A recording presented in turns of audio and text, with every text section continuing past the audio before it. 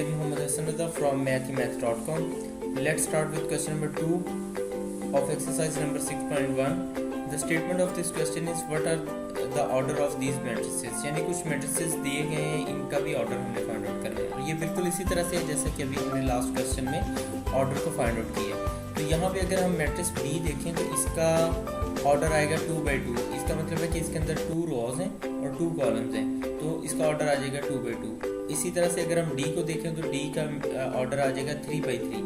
इसमें 3 रोज हैं और 3 कॉलम्स हैं, तो इस वजह से डी का ऑर्डर 3/3 आ जाएगा।